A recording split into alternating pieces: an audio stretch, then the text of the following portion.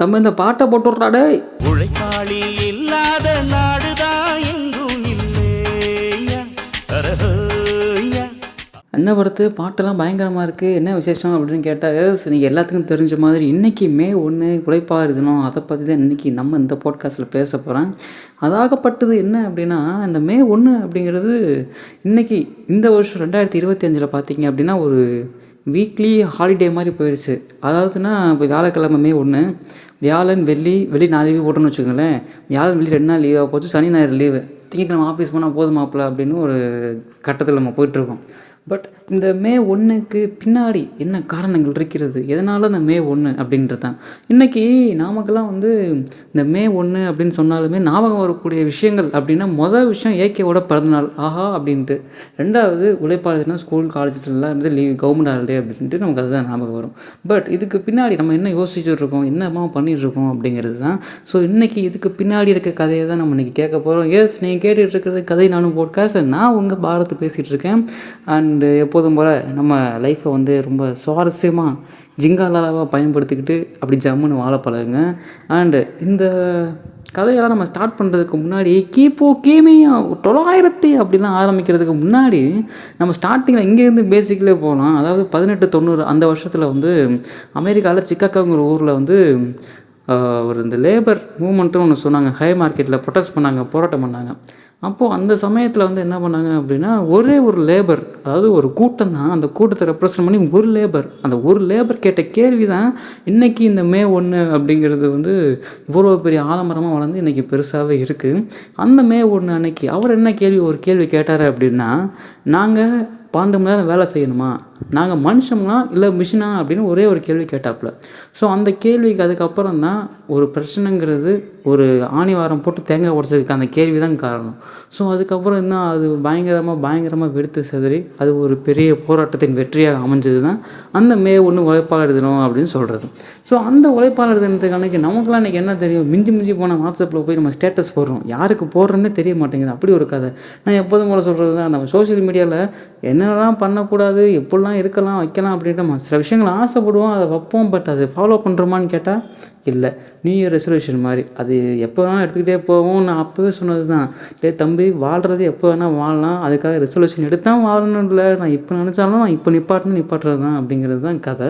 So இந்த ரெசல்யூஷன்ஸு அப்படி தான் எடுக்கிற மாதிரி ஒரு சூழல் இருக்குது. ஆனால் இந்த மே 1 அன்னைக்கு நான் திரும்பி ஸ்க்ராட்சிலேருந்து ஆரம்பிக்கிற நாளைக்கு டே 1 மே 1லேருந்து தக்காளி தூக்கி அப்படின்னு ஒரு ஃப்ளோவில் போவோம். ஆனால் அது நடக்குமா அப்படின்னு கேட்டால் சத்தியமாக நடக்காது. மனசில் தெளிவாக இருந்தால் சில விஷயங்கள் ஜம்முன்னு நடக்கும். ஸோ இந்த மே 1 அன்னைக்கு இன்றைக்குமே என்ன தான் கவர்மெண்ட் ஹாலிடேஸ் கவர்மெண்ட் லீவாகவே இருந்தாலுமே இன்றைக்கி டிரான்ஸ்போர்ட்டேஷன் கவர்மெண்ட் பஸ்ஸஸ்லாம் நீங்கள் போயிட்டு தான் இருக்க போகுது. அங்கேயும் டிரைவர் கண்டக்டர்னா எல்லாருமே அவங்கவுங்க வேலையை அவங்க தான் பார்க்க போகிறாங்க. இன்றைக்கி மே 1 அவங்க ஆட்டோக்காரங்க அவங்களும் ஜாலியாக ஓடிட்டு தான் இருக்க போகிறாங்க. ஸோ எல்லா இடத்துலையுமே சரி, இன்றைக்கி இந்த சுகாதாரத்துறை அவங்களுமே சரி, இன்றைக்கி மே 1 கவர்மெண்ட் ஹாலிடேலாம் இல்லை, எதுவுமே இல்லாமல் அவங்க வேலையை அவங்க பார்த்து ஆகிற மாதிரி இருக்குது. ஸோ 24 மணி நேரம் பார் 7 அந்த ஹவர்ஸில் இன்றைக்குமே இந்த உழைப்பாளர் தினம் என்ன தான் கவர்மெண்ட் ஹாலிடே என்ன தான் பெருசாக எல்லாத்துக்கும் லீவ் விட்டாலுமே நம்ம அக்கா அண்ணங்களுக்கெல்லாம் லீவே கிடையாது. எப்போதும் போல் ஜாலியாக அவங்க வேலையை பார்த்துட்டு அவங்க சேவை செய்யணுங்கிற நினப்பில் ஜம்முன்னு அவங்க வேலையை செஞ்சுட்ருக்காங்க. ஸோ நம்ம நாட்டோட ஒரு பெரிய முதுகெலும்பு அப்படின்னு சொல்கிறப்போ மொதல் விஷயங்கள் விவசாயம் தான் அப்படின்னு சொல்லுவோம். ஸோ அவங்களுக்கு அப்புறம் 2ஆம் கட்டம் 3ஆம் கட்டம் அப்படிலாம் போகிறப்போ இன்றைக்கி இருக்கிற நம்ம உழைப்பாளர்களை தான் கண்டிப்பாக நான் சொல்லுவேன் என்னோடய பாயிண்ட் ஆஃப் வியூலேருந்து.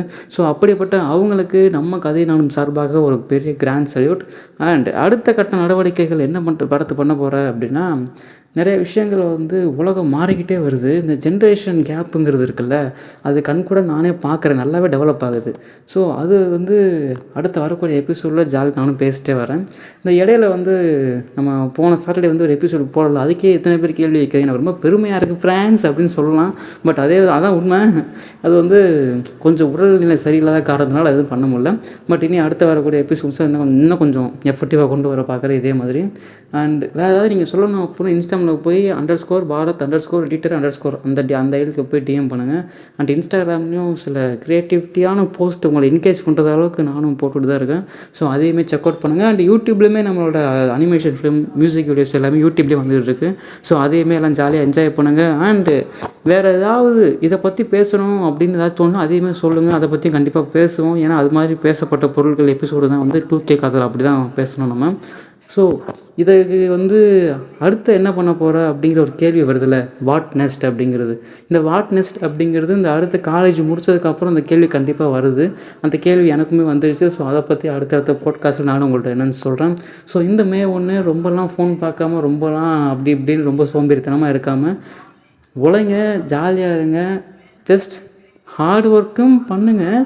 பட் அதை விட சேர்த்து கொஞ்சம் ஸ்மார்ட் ஒர்க்கையும் சேர்த்து பண்ணுங்கள். எப்போதுமே அதுதான் இன்னும் கொஞ்சம் நமக்கு பெனிஃபிஷியலாக இருக்கும். ஸோ அதெல்லாம் ஜாலியாக செம்மையாக பண்ணுங்கள். அண்டு நல்லா சாப்பிட்டு தெம்பாக இருங்க. நீங்கள் நல்லா இருங்க. உங்கள் கூட வச்சுருக்கவங்கள செம்மையாக வச்சுக்கோங்க. யாருக்காகவும் விட்டே கொடுக்காதீங்க. உங்களுக்காக ஒருத்தர் பயங்கரமான எஃபர்ட் போட்டு எல்லாம் பண்ணுறாரு அப்படின்னா அவர் ஒரு சொட்டு கூட என்றைக்கும் கண்டிஷனை விடாதீங்க. அதே சமயத்தில் என்றைக்குமே உங்களுக்காக அவங்கள பயன்படுத்திக்காதீங்க. அது ஒன்றே ஒரு மூடு தான் இப்போ புதுசாக நான் சொல்கிறேன்.